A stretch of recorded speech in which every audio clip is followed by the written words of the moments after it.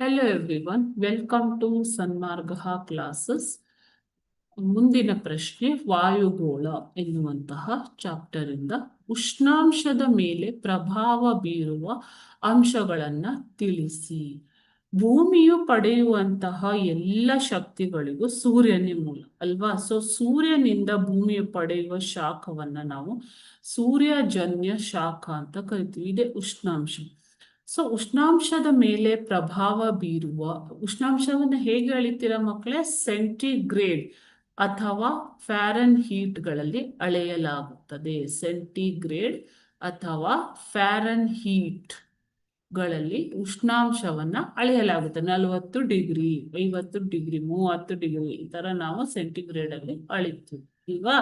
So ಸೂರ್ಯನಿಂದ ಭೂಮಿಯು ಪಡೆಯುವ ಶಾಖವೇ ಉಷ್ಣಾಂಶ.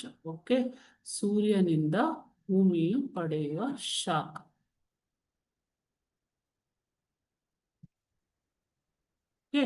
ಸೊ ಈ ಶಾಖ ಉಷ್ಣಾಂಶವು ಯಾವ ಯಾವ ಅಂಶಗಳನ್ನ ಅವಲಂಬಿಸಿದೆ?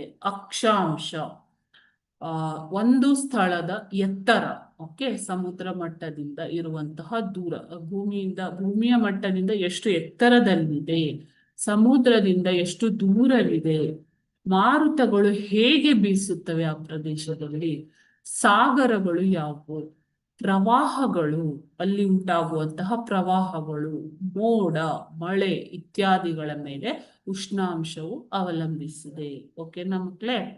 Thank you.